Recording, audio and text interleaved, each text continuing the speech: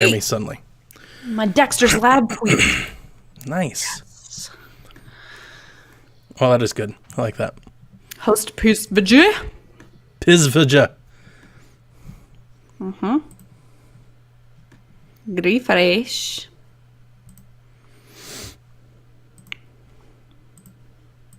We really need to update our Twitch.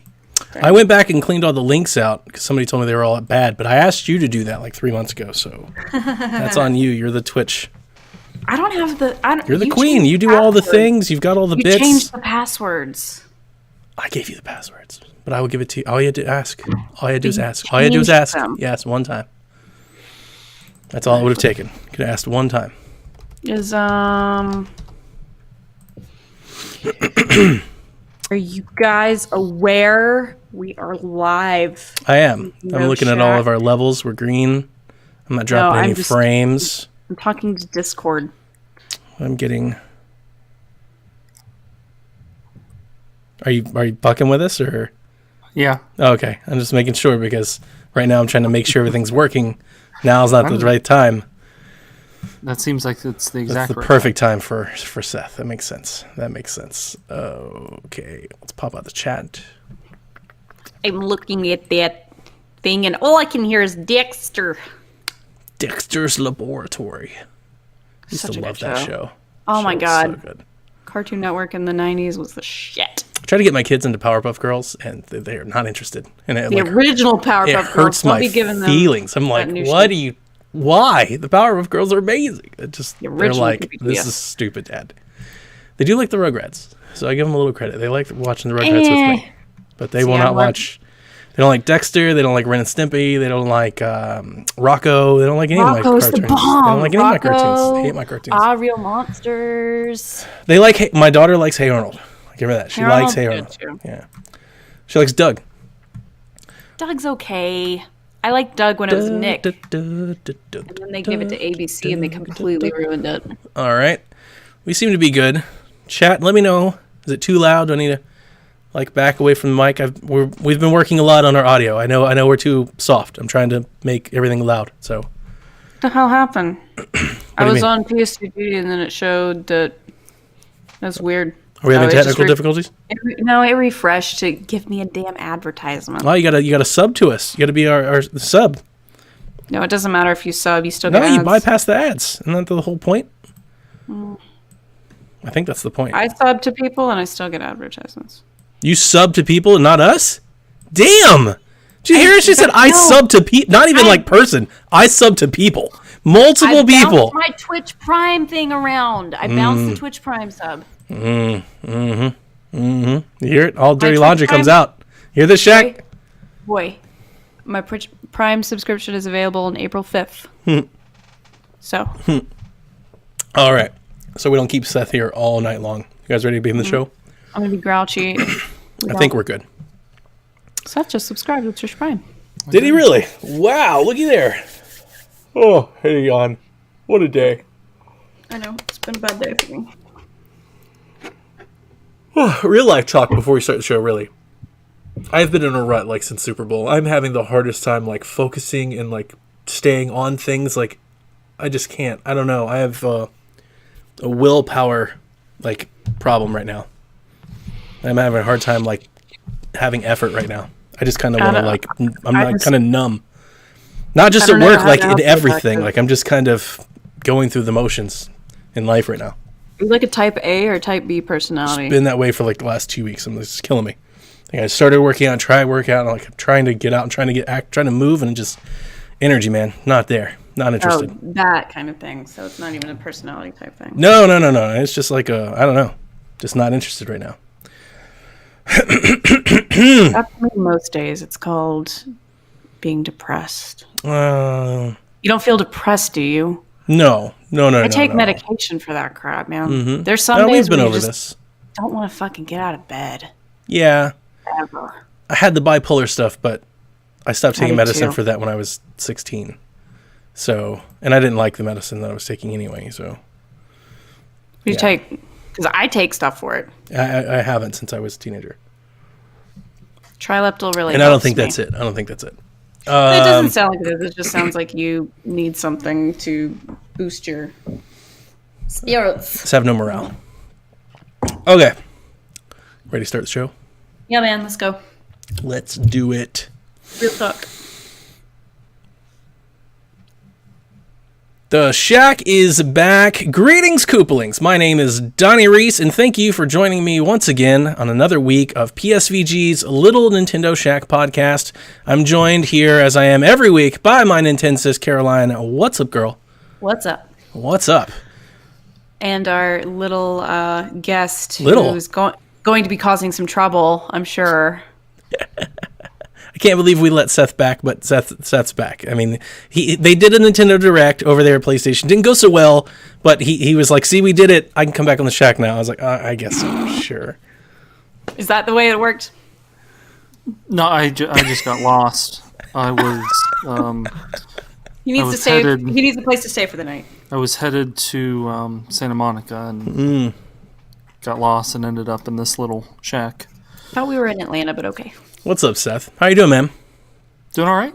I enjoyed the show this morning, by the way. I really like the MLB, the show talk. You don't have enough sports games talk on podcasts just in general. I enjoyed it. Yeah. There needs to be more of that. It's a good game. I need them to make an arcade mode and put it on Switch, and we'll be all set. Well, it's not going to go on. That game's not going on Switch. They should do it. I mean, Cuphead can. Like, I'm just saying, like, it can happen. It's 2019. Whole different world. It's possible. Persona 5? Don't be. See, spoilers. Damn it. I said it under my breath. We have like a whole show and everything to talk about. Everybody knows. Okay, before we get into the show, we're going to return to Hyrule. I have updates on that. So Seth's here, and we're going to talk about that. Before we do, I'd like to thank our sponsors over Patreon. I'm going to go backwards. Let's see how badly I messed this up. So thank you to our Patreon producers, Paul Calicote, Barry Cathcart, Bonesaw, Professor Switch, thank you, Joel, Kyle, Chris, Kevin, Devin, Callow, and Coach Hulk. Good job. You did pretty well. That wasn't too bad. Yeah, go backwards. We got to start scrambling these names. We got to do something different. Because it's every week I think to myself, like, I want to like... Change that up? No, it's just pull like... names out of a hat. I don't want it to be, like... monotonous or repetitive. Like I want to tell them how much like we're really thankful for them. Like these folks go above and beyond in the Patreon, and I always try to bring up the giveaway this month. Get a PSVG polo shirt. Shirts are hot. We're about to post a picture. That's the Patreon giveaway this month. You got to put $1 in the bucket before the end of the month. They're really sexy. They're big really month. Sexy. Yeah, it's good stuff. Maybe I can get one. No, definitely not. No. Still no. So there's a YouTube channel called WTF1, which covers Formula One racing, and after every race, the guy they recap the race and do memes and whatever, and then at the end he reads the whole rundown as fast as he can of all the racers, of all the drivers. So of course there's 20, and they all have foreign names. So he's like, Valtteri Bottas, Sebastian Vettel, Lewis Hamilton. Oh God, no! Kimi Räikkönen. No. As fast as he can go. So Caroline, you could try and do that. Caroline, if I task you with something just right off the top of my head, will you commit to doing it? That's scary. Here's what I want you to do. Every week, I want you to take one of our patrons, just one of our patron producers, and I want you to do a little poem, a little skit, a little haiku, something to say something nice about them. Instead of reading all their names every week, we'll just do one. So that's doable. Do that, and we'll start doing that. I want to do something. I got to shake it up a little bit. So we're going to talk about Hyrule. Seth's here. Have you started playing the game yet, Seth? I know you got it. Yeah. It was in the mail, so you're already in. You're going. Yeah. Awesome. Fantastic. I just went to Hateno Village, or however you say it. Sure. And then now I'm on the way back to... I just... went to Kakariko Village. Instead of walking there, whatever you call it, fast travel. Glided there? Oh, I was about to say you rode a horse. I don't know. I don't know what you're talking about. There's lots of ways to travel. Fast travel. Gotcha. Because I'm in the first game, I didn't really start fast traveling till closer to the end when I just was trying to zip around and do things. This time, I'm kind of try and be more streamlined. So before we break down the rest of this, we have a question. It came in, or we have a story. It came in last week from Isaac, Kaiju Guy. Thank you so much. I'm going to paraphrase his first paragraph because he gave us a book report. This is the condensed version. I might have you. So this is his second time playing the game. He played the first time on Wii U. And I tried to play it on Wii U, and I mean, it's playable, yes. I don't want to like make it sound like it's awful, but in comparison, I found it to be quite awful. Like the playing it on the Wii U gamepad, like I tried that one day. Oh, that's a mess. Like the screen tearing and everything, and that is oof. Yeah. So like this has got to be such a better experience, obviously, on the Switch second time around. He said he played the first time he played with his brother, and the second time he's playing with us, and he enjoys how much fun it is to play with friends. Something we've talked about. We talked about with Kyle, we've talked about with Josh, talked about with Devin. It is fun. I think it's a lot of fun to share Breath of the Wild stories. You want to play with a group of people. You want to have, traveling companions to go with you. But he's got a memory that he shared with us. So he says, during the Switch presentation, January 2017, my brother that relates to me over video games was grounded, so I had to watch it alone. I remember locking myself in my room with the lights off, putting on the headphones. The final Zelda trailer dropped at the end of the presentation. Holy mess! I knew that I wanted this game, but at that point I realized that this game was truly going to be. Now, I gotta be honest, that trailer moved me to tears. Seeing the drama of this story, and the village is on fire, and finally Zelda collapsing in Link's arms, it was just too much to handle. I'm a sucker for musical cues, and at the end of the trailer, when the main Zelda theme played, it was at that moment, seeing how far the series had progressed was just amazing, and that main theme still remained. It was beautiful, and it still gets to me. It was hard to describe to my brother in words. Thanks, guys. I've enjoyed playing this game with all of you. Isaac. I was also I was Skyping with Brian at the time because he was back at law school, so we weren't watching it together. But we were just both kind of just not paying attention to each other. But he had tears in his eyes, and I was just outright sobbing. So it's very powerful. Every so often when I remember that it exists, I'm like, I should probably watch that again just to like get chills again, because I do get goosebumps every time I watch it. The people that put that trailer together deserve the highest praise and a lot of money at Nintendo. They did great work.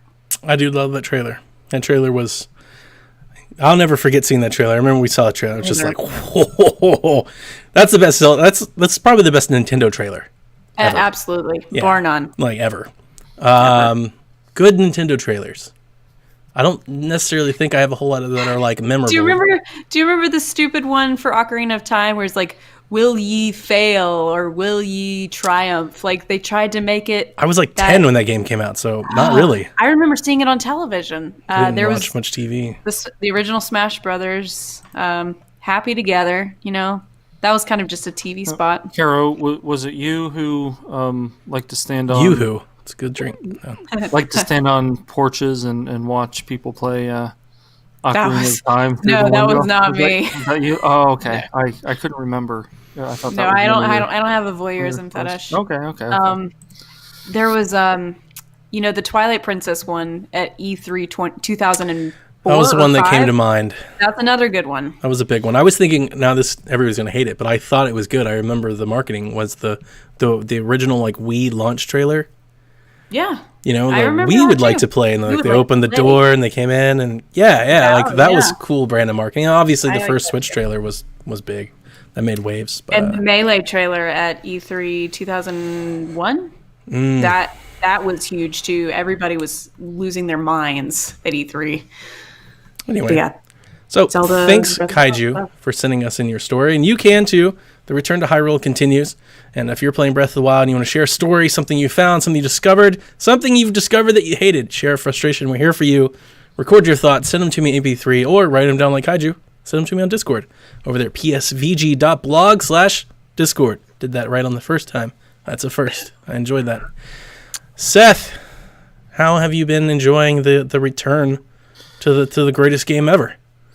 Good. In the Glow, I was on the review cast when we did that. Yeah. 2 years ago now, and at the time, I think I was pretty amped up about it. Had just finished it, and said it was my favorite game or one of my favorite games of all time. And this just, now that I've had 2 years to process it or whatever, this just cements it. It's a great game. I think it's the only game that I feel like can be creative in how I approach combat. because it makes you be creative, because you don't always have, you don't just pick up the most powerful weapon and run in and do combat with it. You might have a skeleton arm or something. Yeah, you just have to work with what you've got. I remember the first time, and I haven't gotten to Eventide Island yet. Is that what it's called? Eventide. Mm-hmm. I haven't gotten there yet, but the first time I did, I beat is it the Hinox? Yep. Hinox. I beat that there just with my bombs, just kind of running around away from it as I could and dropping a bomb behind me, and it would do 3 hit points of damage or whatever. It was really weak. So anyway, so that's, I feel a lot more creative than as much as I like Uncharted or Red Dead Redemption or whatever. You can just be more creative in how you approach situations. So Cool. Feels good. Good. I haven't done anything new yet. I'm still, I'm going back to talk to Impa again, and then from there I'm going to go out to Rito, since it sounds like that's the way to go, to do the Rito Beast first. I definitely think, having played it the second time, that's what I said in the first show. I think that's the best one to go first, because that power up mechanic is just so useful, and it saves you so much time grinding that I think that should be the way most people should play. Yeah. And the first time I played, I ended up in the Zora region first. I think that's the closest to Kakariko. Yep. I think they kind of lead you that way. Steer you that way. For sure. So this time I'm going to go kind of the other way around and try and do some of the. I haven't gotten any of the DLC stuff yet, like the Majora's Mask. Yes. Or Tingle's outfit. Yep. What does Tingle's outfit do? Tingle's outfit doesn't do anything. I think it's just an aesthetic. I don't remember. You can upgrade it. You can't upgrade that one. I don't remember what it probably has got to have some sort of buff. I don't remember what it is. Maybe it's stealthy probably or something. More I don't know. Or something. Yeah. I'm still wearing the red Nintendo Switch shirt, which is fine as a novelty. Awesome shirt. But it sort of takes you out of the experience. Oh, I loved it. I wanted to collect like other shirts. They should turn that like Travis Strikes Again. I need like a Dreamcast shirt and like a Wii U shirt, and that'd be awesome. Okay. Let's get Link some merch. It's like, the DLC stuff is really good. You're gonna want that medallion. You're gonna want the Midas helmet, which helps you against Guardians. Not my favorite. So good. I don't like the way it looks. Really good. But Majora's Mask saved me so much time on the second time through. Like, if you're going to play the second time through, you got to do that. Go beeline right for Majora's Mask.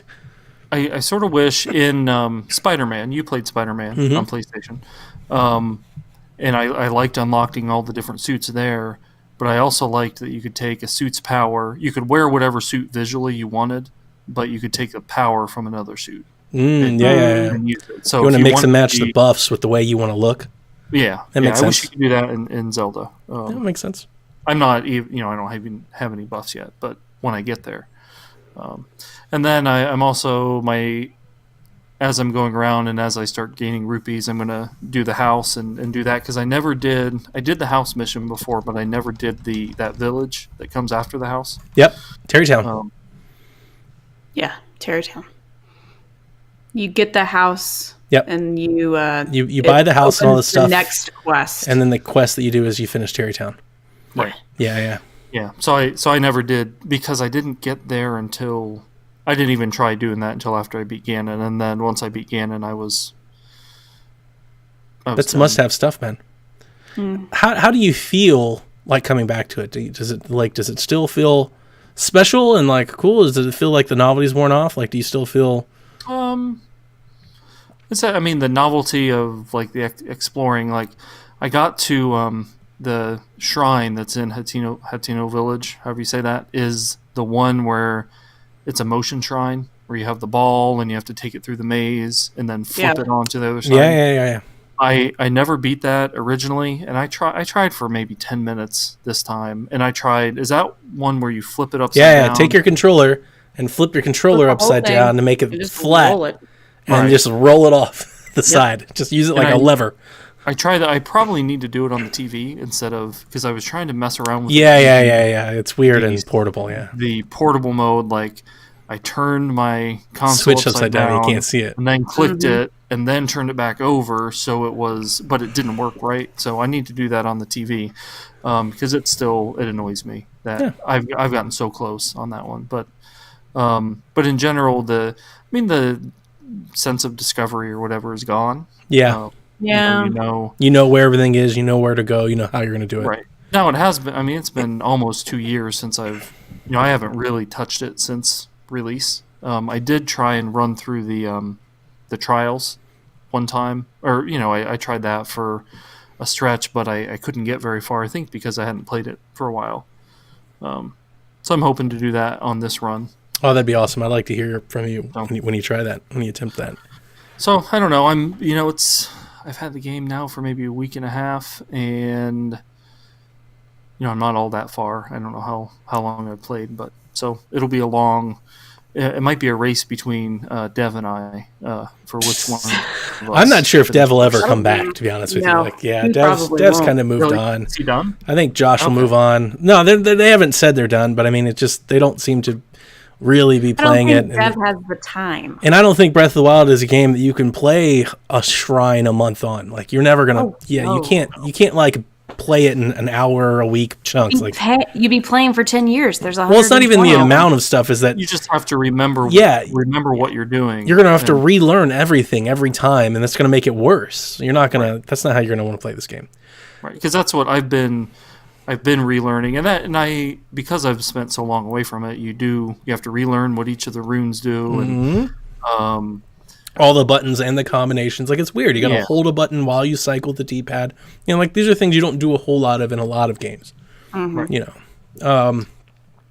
Well, I beat the game, so my return to Hyrule is kind of over. It's not over, but it's kind of over. So I ran the keep. Caroline, I don't have 120 shrines. I have 106. I got to the point where I just got tired of running to the next shrine. I was like, I have so many to do. Technically, aren't there 124 as of the DLC though? I think the DLC is 140 or something. Didn't the DLC add 15? I thought they added 4 more because you only got enough. I think they added more than 4. Heart or one more extra. You can look it up. I think they added more than 4. I think they added 12 or something like that. Anyway, so I'm at 106, and it just got to the point where I started I beat 2 Lynels. I beat one today that I'm really happy with. So the first game, I came across this white Lynel in the mountain region, whatever that is, the snowy mountain region northeast, north of the Rito village. Yep. And this white Lynel owned me for 3 days. I could not. I tried. I hit him with 100 bomb arrows and the Master Sword, and I was just taking off pieces of his health at a time. I could never finish. And then but at that time, I was literally just trying to fight the Lynel. I was terrible at the Flurry Rush. Still am. I still don't have that timing down. But here's the thing that I didn't know on the first run that I found out before we started the second one was that if you upgraded your rune, you could freeze the Lynel. The stasis rune. I never knew that. I upgraded the bomb on the first run, and the upgraded bombs didn't really do much for me, so I was I'm not going to spend any of my time upgrading the rest of these. But yeah, upgrading the rune helps, because when he charges me, where I'm supposed to do Flurry Rush, I just freeze him. And then and this other time I'm also being more resourceful. One of the benefits, having beat it twice now, is that yes, on the second run, a lot of the discovery and wonder of the world is gone because I know where everything is, but it comes with I played it very aggressively because I know all of the buffs and I know how to use them better, because I've not only did I play it before, but I've learned since the last time I played it through the gifts, through the YouTubes, through the guides, through talking with everybody at PSVG. I've learned about attack power up and about the Lynel armor and about all these other things and upgrading armor sets versus pieces of armor and things that I like. So man, I walked into that Lynel with just speed boost, attack boost, rune boost. I'd freeze him, pull out a huge sword. Man, I got 3 stamina wheels. I'm just spinning like a tornado, just smacking the dude everywhere from sideways. He gets hit, flails around, looks at me, arrow to the head, hit him again. By the time he gets back, I've got my rune back, freezing me. It almost felt easy. Yeah. The second time around, I was like, aw, I wasted so much time the first time.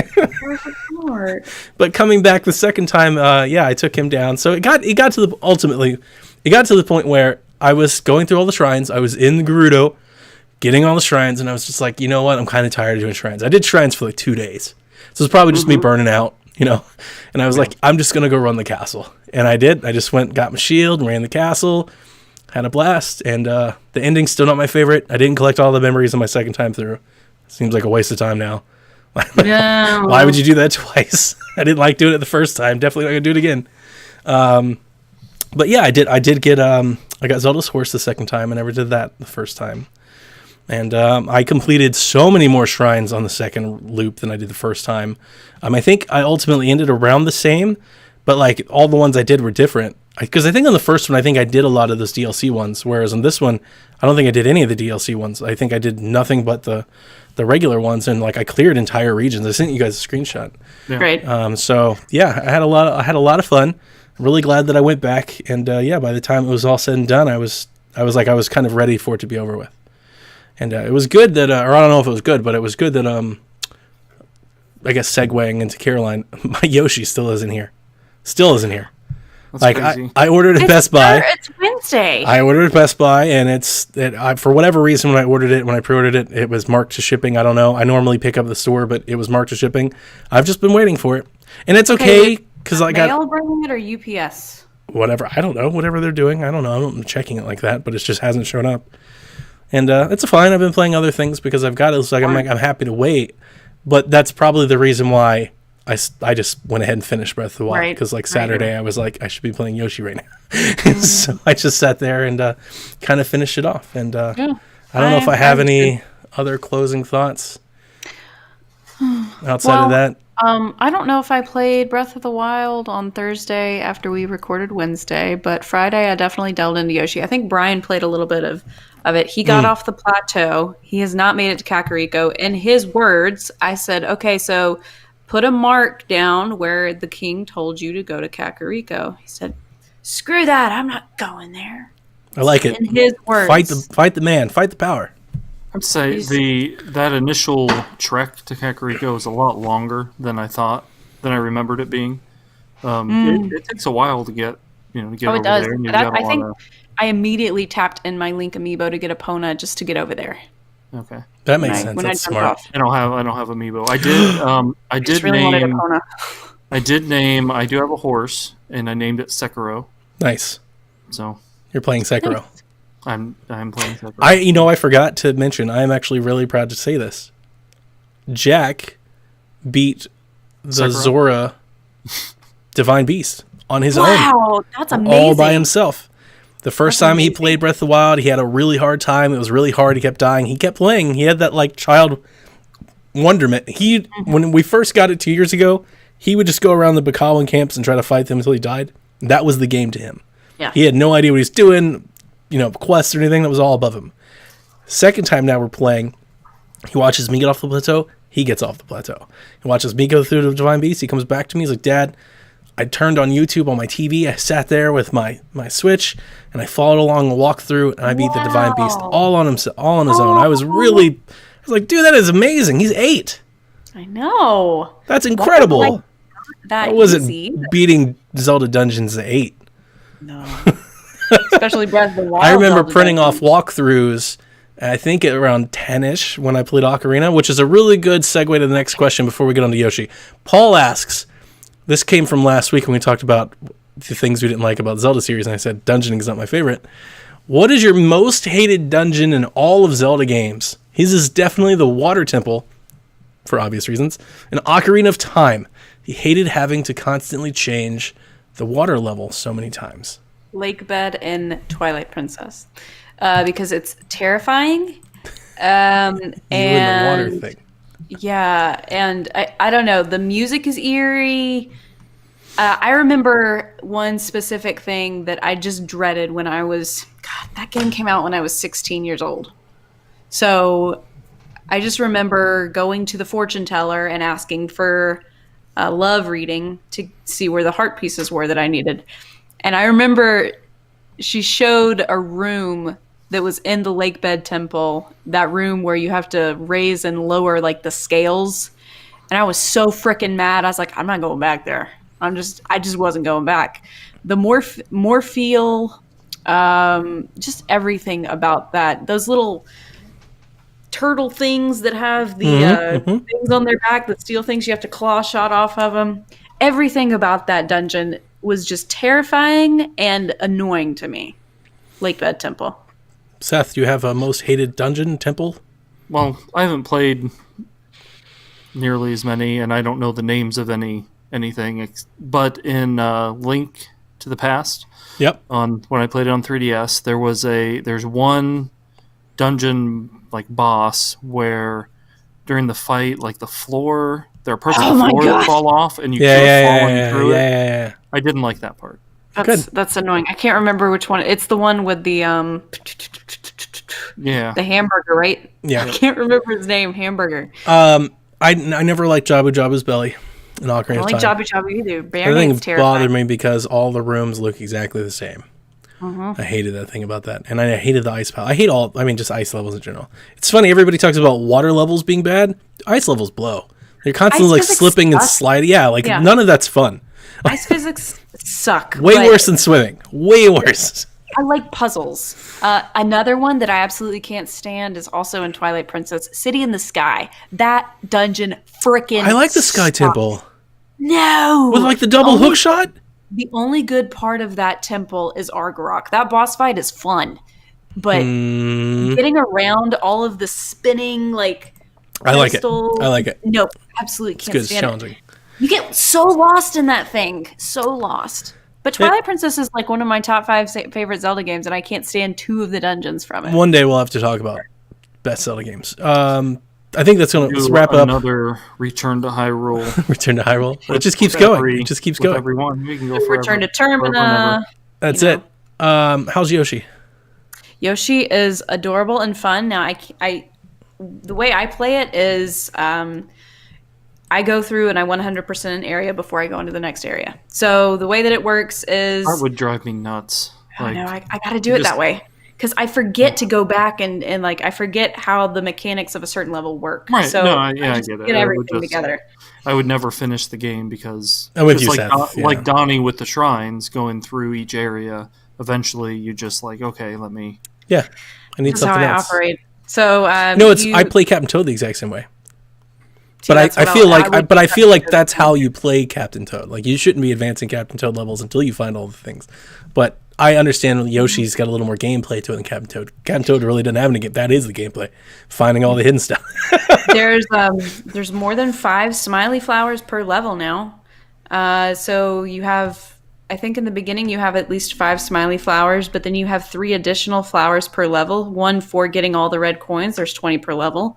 1 for having full health, and another for 100 coins, 100 regular coins. And then on top of that, the ones that you find in the level.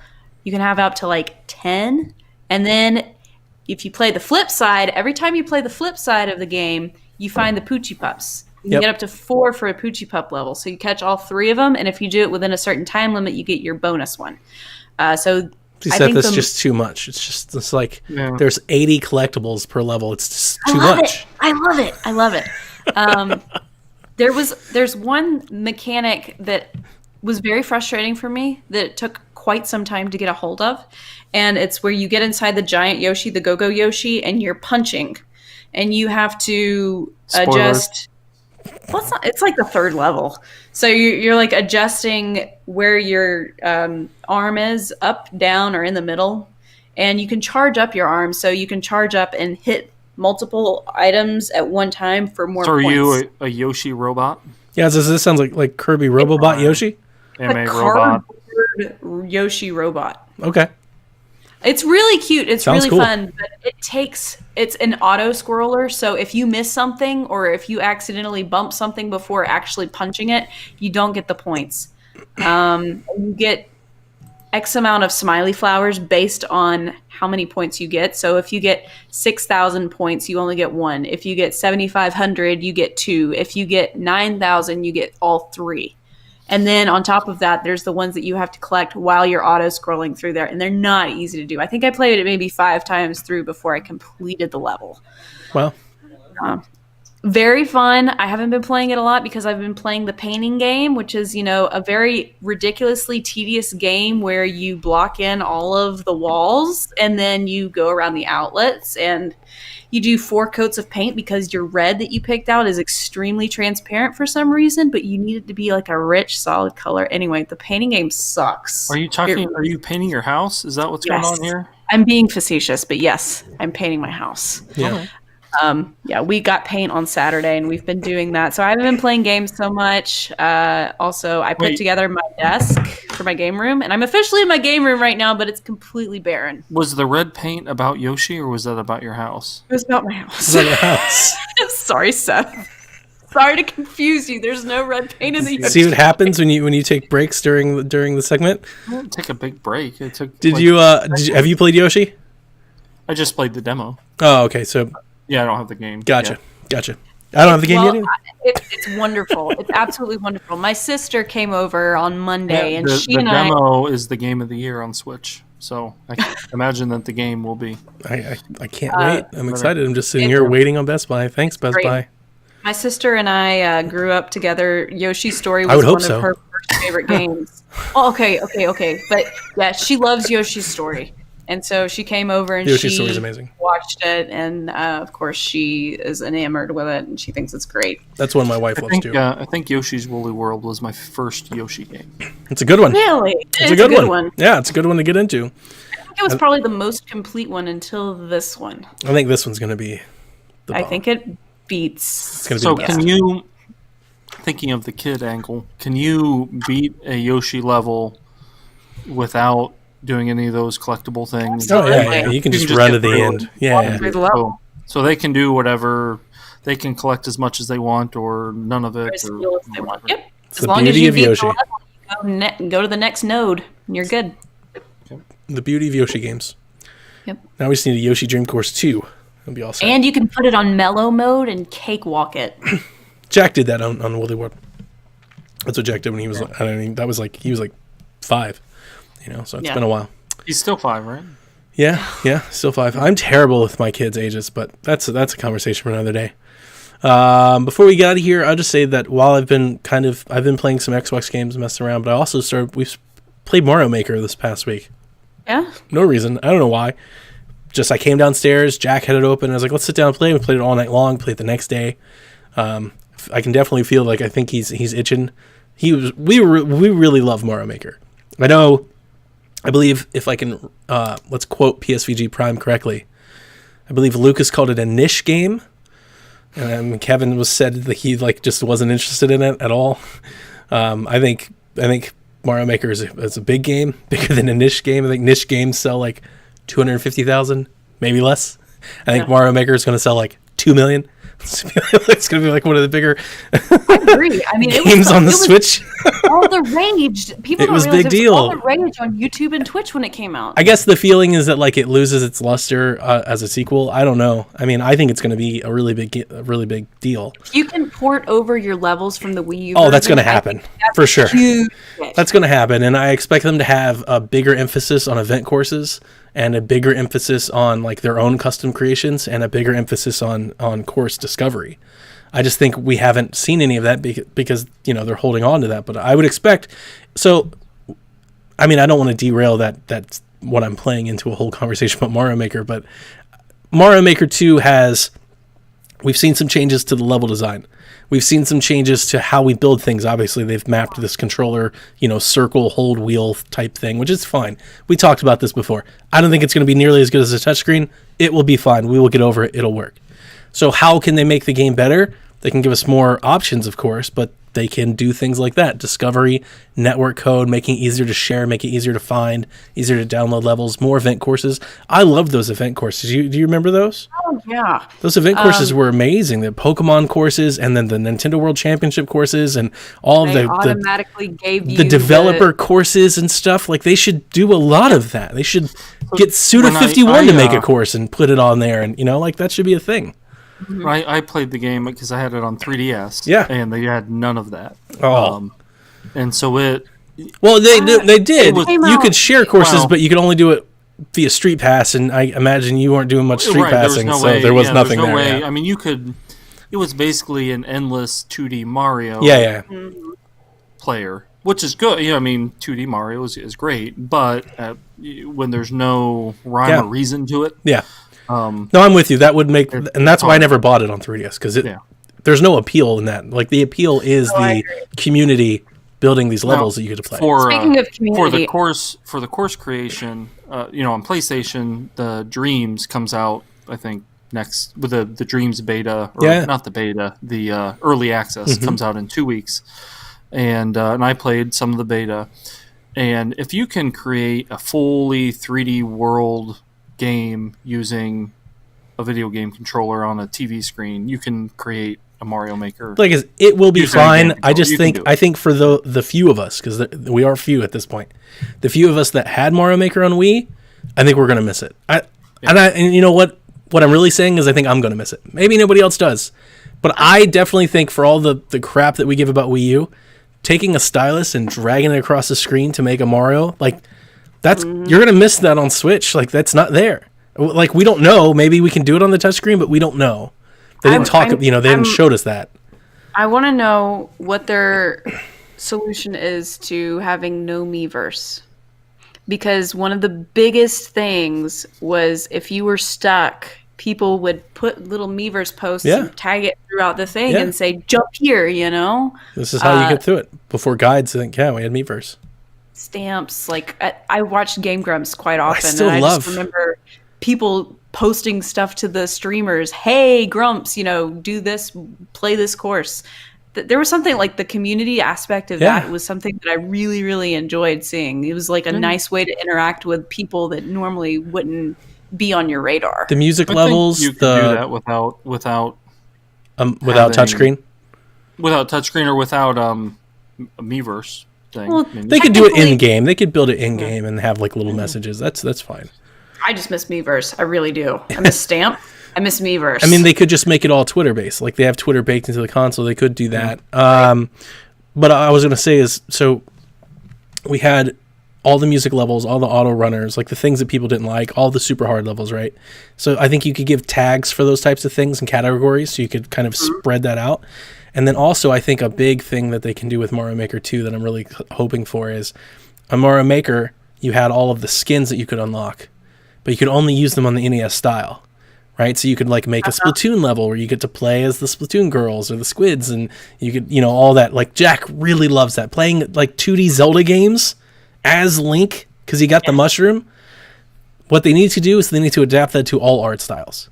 And not just do it on the NES. It needs to be 8-bit, 16-bit, everything, all of it. You can use, and I think they should bake it into Amiibo, but I don't think they will, but they should, and let you like unlock it straight from the get-go, because Mario Maker could be really big if people could design 2D entire worlds, 2D games, 2D Zelda game, like not just play a level based on Link, but 10 levels built around a world, and you take Link on a journey. That's Mario Maker next level. Like, that's the Splatoon kids into your Hyrule. I'm kind of hoping instead of like you download a course, you could download packs of courses, worlds, overworlds, anything like that. I mean, they did that. Did you ever play Sound Shapes, Donnie? Yes. Mm-hmm. Yeah.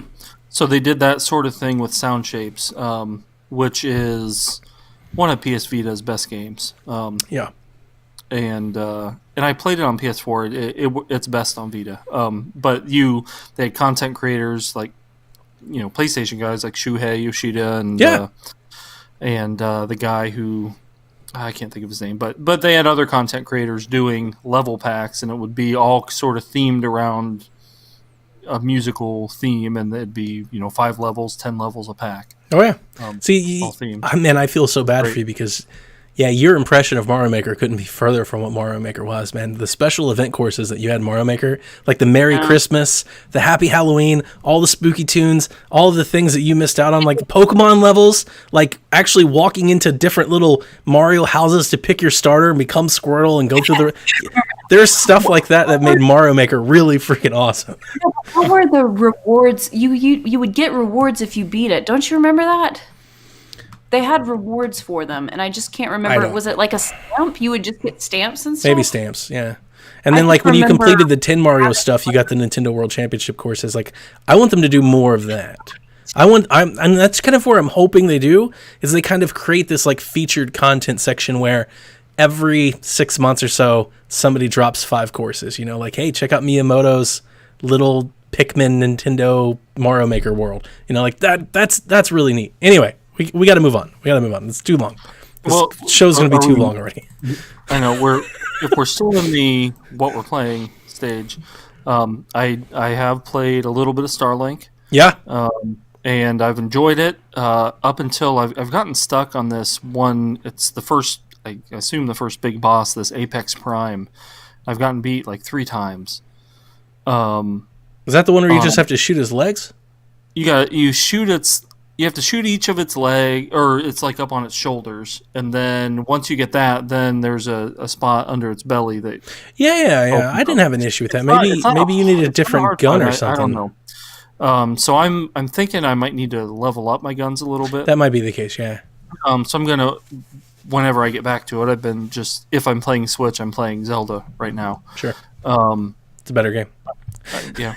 Starlink's good, but it's no Breath of the Wild. Yeah. Oh yeah.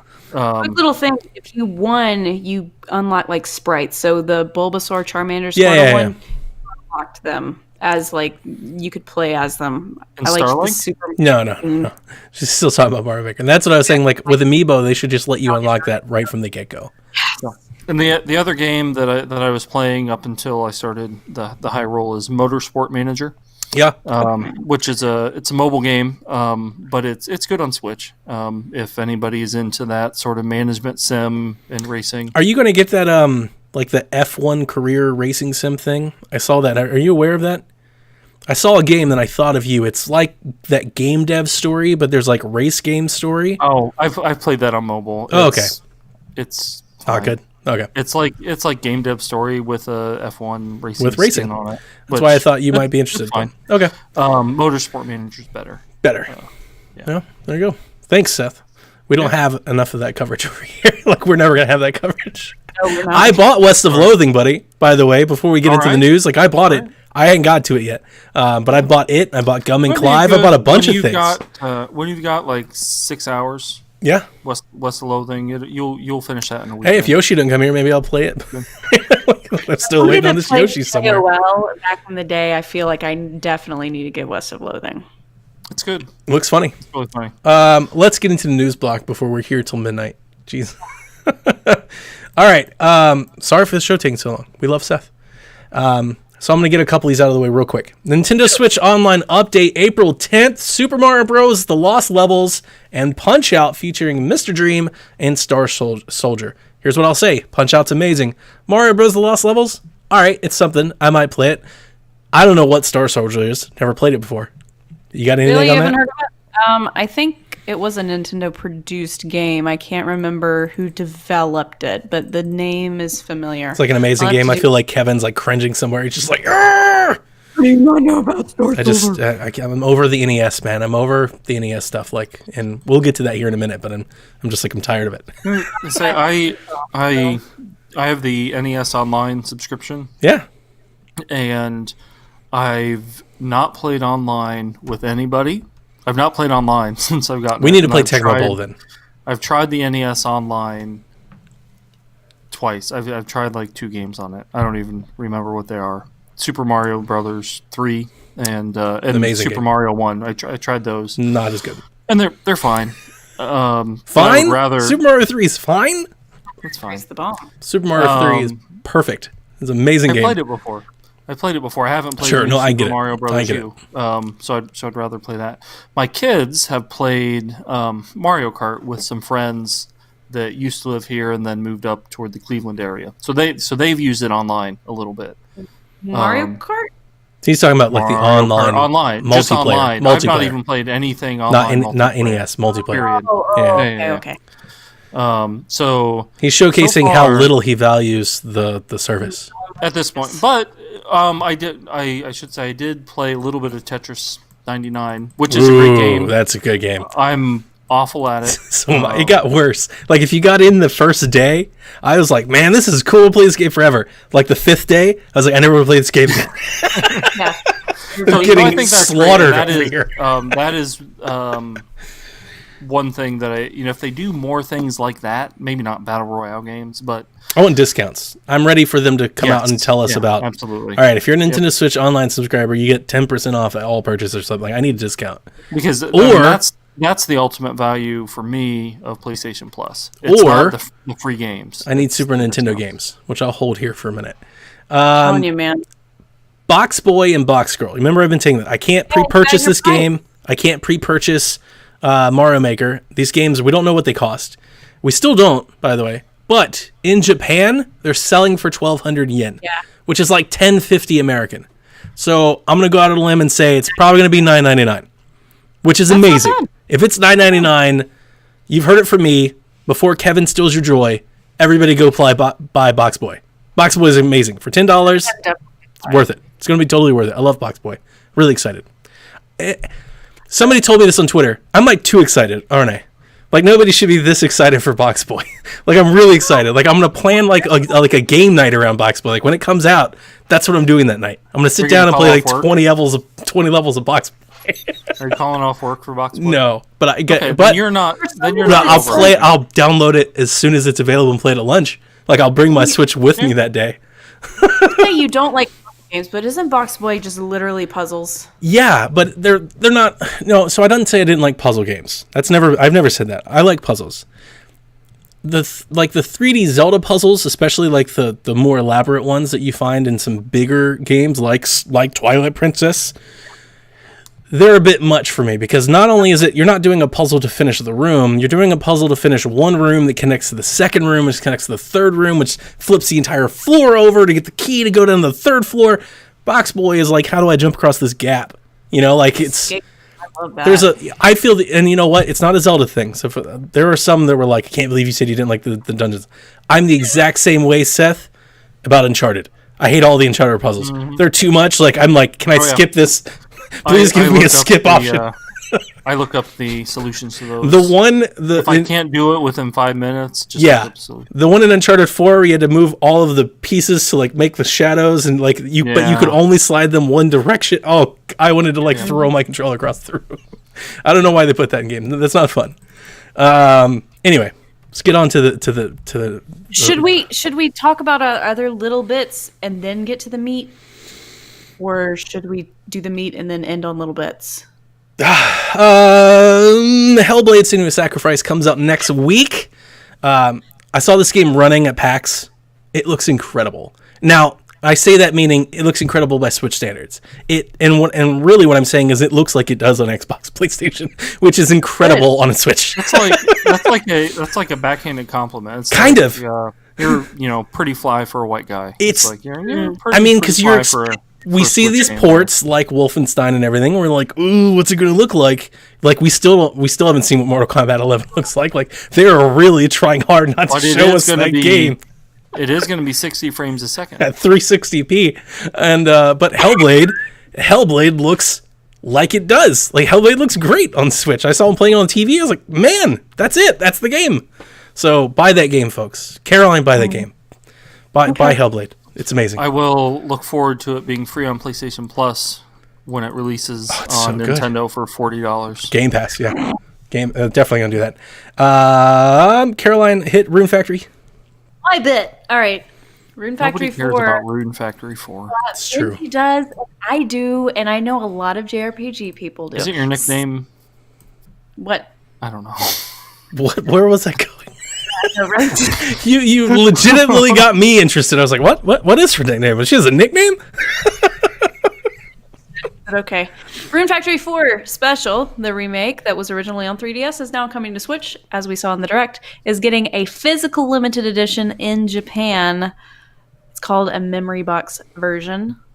Xseed, who is the localizer of all of those Natsume, previously Natsume, God almighty. Yeah, it's still Natsume in it. I don't remember. Who cares? I don't remember. Anyway. Xseed is publishing Rune Factory 4 Special Edition Japan. And Carol has already pre-ordered on PlayAsia 8 versions. There are multiple covers of it, which you could just print off the internet. Different statues. And have the same thing. They have different poses. Go, Caroline. So Just so frustrated. Seth has to come shack more. I have an Said on article. Twitter I have an that article there's- to share. Also, it has nothing to do with Rune Factory, but it's actually one that. Caroline, please finish. If I can It's actually read. one that people might be interested in. Oh God. It says no comment right now on it coming to the West, but they are taking player suggestions. On their Twitter, they said this. It's going to be 9,504 yen for the special edition or 5,378 yen for the regular edition per Amazon Japan. It releases July 25th. The hell does that mean? What does that mean to the folks that listen to our show? Seth is muted, by the way. If you didn't know, I muted Seth. So what does that mean? What does the yen mean? Is it like $100? Is it like $50? Is 95 yen is like 90 to 95,000. gotcha. $95,000 for Rune Factory 4. Boy, this show is really going off the rails. Let's get Seth back in here. So, Go ahead. I'm done. Just go. so how many? What is the yen to American dollar conversion? Who knows? Just said this. Yeah, nobody knows. You said $95,000. 100 yen is $1 US. Okay. Roughly. So It's- 95,000 divided by 100. It's $95. $95. Okay, Yeah. that's doable. $100. That's doable. That's a lot for Rune Factory 4. It's doable for you. By It the ain't way- doable for me. Well, I didn't limited- say it was doable. It's, You get swimsuit DLC, Donnie. Ooh, it got my interest a little bit. Slightly interested. More interested than I was before. Pretty cool. so Donnie, did you see the PDP reveals Switch controller with headphone jack and Yeah. adjustable audio settings? Yeah, we posted that on our Twitter at Shack Life. Come follow us at Shack Life on Twitter. Post in the Discord. I called it basically the Fortnite controller because I don't know any other games that are doing in-game chat. Like, I know Warframe does, but like that's it, right? So this wouldn't work for Splatoon? I don't. I mean, You I would don't have- think. you would They, have yeah, to go you through have the- to go through the app. Like they don't have in-game audio. The only games that have in-game audio are the free-to-play games, like the free-to-play multiplayer games. It's like Warframe, Paladins. It's like it's the Fortnite controller. Is basically what you want to call it. It is the Fortnite controller until further notice. Makes sense. Yeah, because we don't have Madden or Call of Duty or any of the other stuff, and Mario Kart doesn't support in-game chat, or does it on Switch? It does.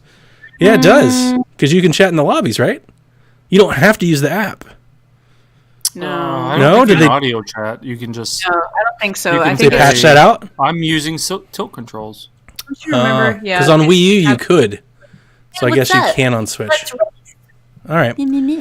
Anyway, I thought that was cool. we saved the best for last. If anybody stayed with us to this point, and Bundy, paws on fire. saving Coming to the Switch. saving the best for last is also basically saying we buried the lead.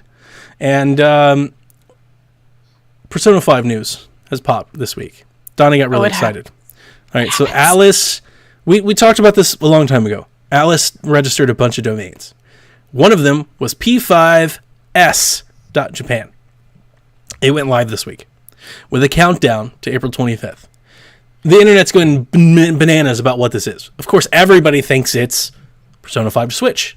That makes sense. Joker's coming to Smash. It makes sense. I give you that. There are also people out there a little worried. I wouldn't count myself in this, but I mean, I recognize that it's a legit solution. It could be like a Persona 5 fighting game.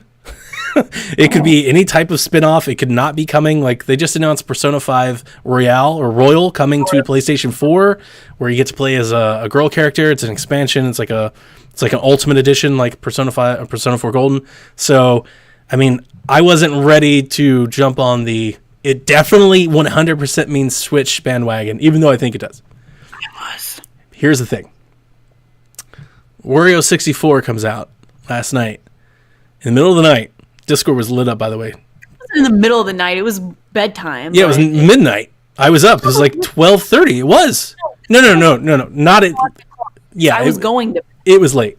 Anyway, Shack Discord was lit. We had all kinds of folks showing up. Best Buy internal employee inventory system showed Persona 5 Switch. Quote unquote.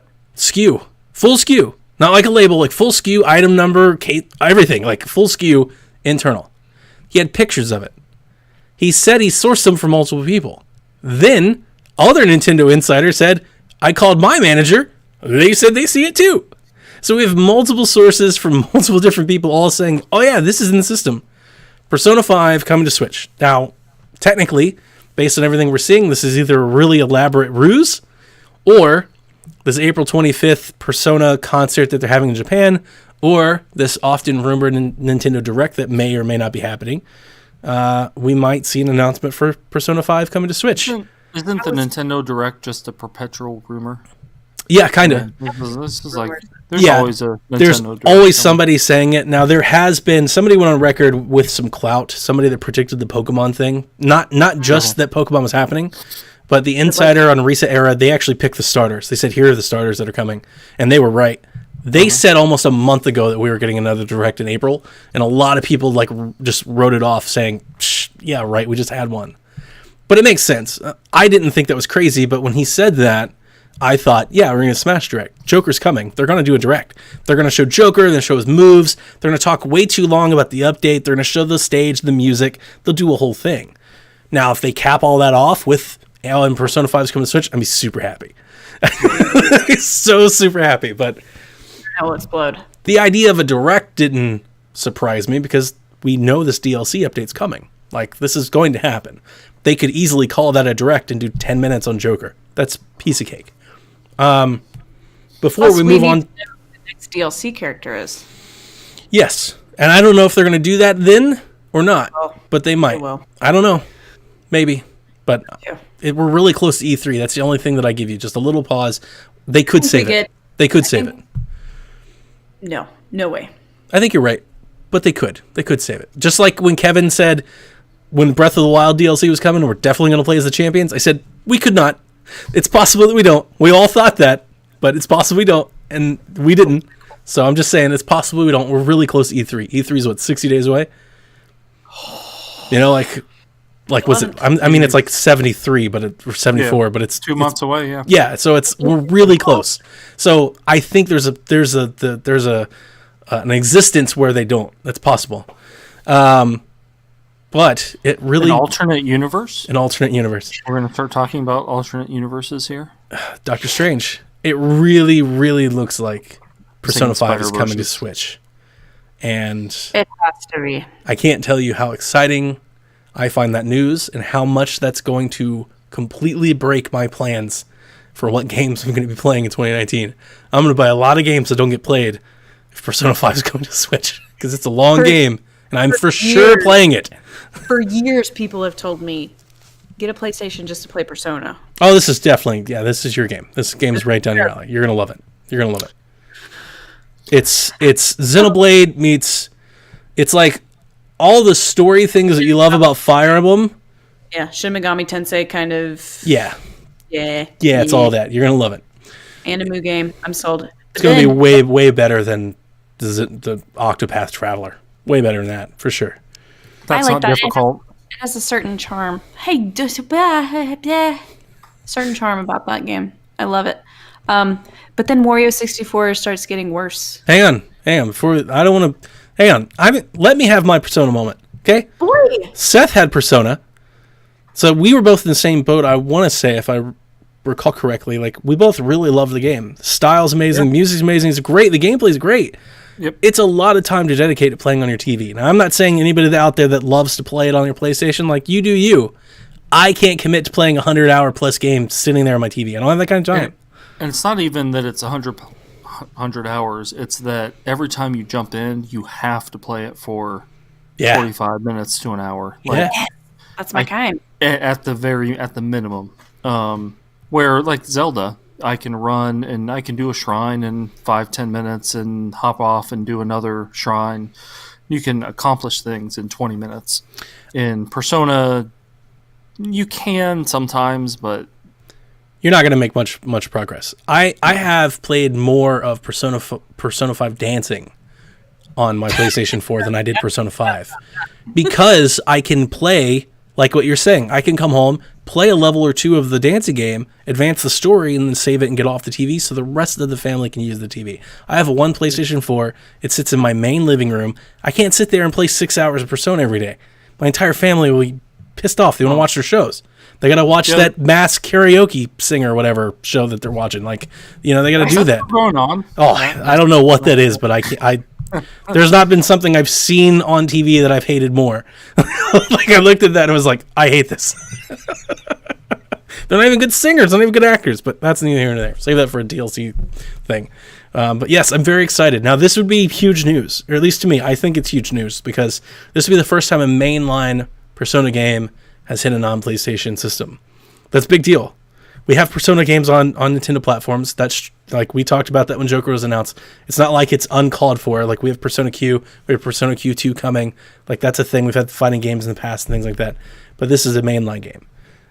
Somebody who still plays Persona, like I played Persona 3, I think a month ago. I played Persona 4 on my Vita this week. I'm really excited. That begs the question, does it open the door for other ports of the older games, kind of like what we're seeing with Final Fantasy? Probably not. I'm going to say probably not, just because, I mean, I don't know. I don't know, like, what Vita code, like, could they easily get golden over? I don't know what deals PlayStation has on exclusivity. Like Going through that, now that I thought about that, Atlas does not really, Atlas does not do games like that, Yeah. They're like one and done. Yes, and PlayStation pays for their exclusive rights, and you don't know how much like flexibility they have with that. Like PlayStation wants to keep it, I think I don't want to say that's why we have the Royale, but it very much looks like PlayStation 4 will get the expanded Ultimate Edition of this game, and Switch will get the old base version of the game. And I think it's going to be great for Atlas because I think Persona 4, I looked it up, I want to say I think it's sold like maybe like 2 million copies on PlayStation 4. I would expect Switch to get really close, or if not break that. And considering that you can get Persona 5 for like $20 on PlayStation 4 now, it's going to sell on Switch at a ripe $60 right out of the gate. Yep. Like that's going to be great for Atlas, and they're going to resell the expansion edition to all the people that love it on PlayStation. So this is great for them, great for everybody. More games to more people. I love it. I'm excited.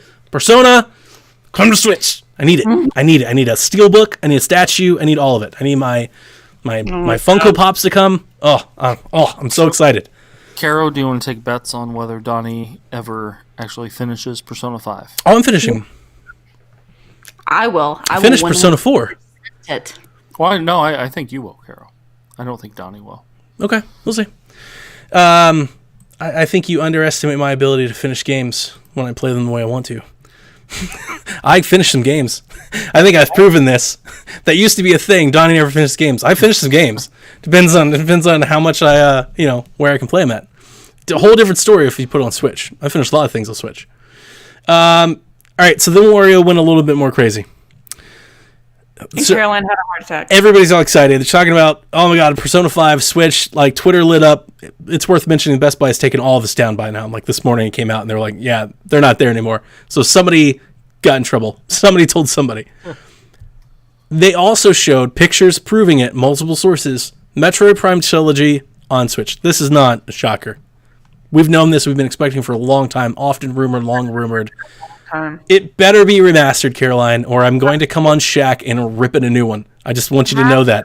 I'm going to be really upset. I don't think it has to be. There is a parallel universe where they just dump the ROM. That's totally within Nintendo's history and legacy to do so. It's long between Metroid Prime games, though, and with a new game on the horizon delayed, they have to. I'm scared that they're going to tell you, like, it's the first time you can play it on the go, and that makes it worth $60. Like, I'm telling you, I'm going to be really pissed. If it's not remastered, it better be no more than $19.99. Like, I'm going to lose it. For the trilogy, for all three? Yeah. And then it gets weird. They also show a listing for Zelda: A Link to the Past.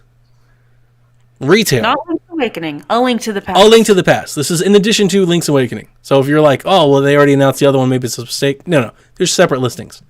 Zelda: A Link to the Past. Retail versions at Best Buy. All right. This could mean a lot of things. And Caroline, I know you have your idea. So I'm just going to set you up here. Okay. If you followed Nintendo for a very long time, like before you go crazy with all kinds of crazy ideas and fantasies, it very well could just be them putting the port out. It could be them saying like, we're not going to use Nintendo Online for, all Virtual Console, or we're going to do both. It could be we're going to add Super Nintendo games to Nintendo Online, but if you don't want to subscribe, you can buy Link to the Past at retail. They could be jumping out of cart. It could be I don't want to call it remaster, Reimagine?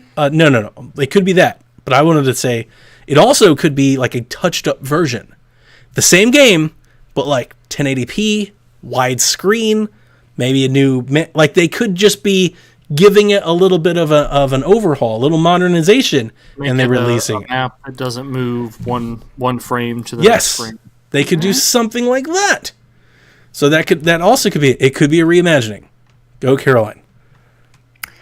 Who was the gentleman that came out with the... That was King Zell on Resetera. He said that if you love Breath of the Wild, stay tuned for next year. You're going to love 2020. This is going to be a reimagining of A Link to the Past with a Breath of the Wild engine. You heard it here first. That's my theory. I'm sticking to it. I like your theory. I like it. If you listen to PSVG Prime, they covered this story for us. I really love them batting cleanup, by the way. I always feel like we miss things, and I like having them to pick up on stuff. They talked about how it would be weird, I'll go and throw this in, is that the story is that Monolith Soft is developing a Zelda game. Now, this isn't like crazy news because they developed Skyward Sword and Breath of the Wild. They did a lot of work on that. But as PSVG Prime pointed out, it would be weird for Nintendo to let them develop a brand new game, like a new thing. But to remake a game, that's not all that new. They take an engine that they're used to, already know, and let them create something that's already existing in a new way. That's interesting. I like your idea. I riffed off of your idea, and I'm going to do this. Okay. So, what if it is A Link to the Past? What if that's like a placeholder name? What if it is Breath of the Wild 2, sequel, whatever? What if it's a prequel, and they're going to do like a Breath of the Wild, Link to the Past, like play on words types thing? Because I really, really wanted, when I finished Breath of the Wild the first time, I really wanted to go back before Calamity and live in that world when they unlock all of the divine beasts, when they uncover them. Like, imagine going through dungeons to rescue the divine beasts from the earth, to live with all the champions, to walk amongst all the cities and not it being complete and total ruin. That's an interesting idea. So it's going to be The Legend of Zelda, Breath of the Wild. Don't worry about the words. Link to the Past, Don't worry about the name. I'm just saying, I was riffing off her idea. I'm not saying this is a prediction.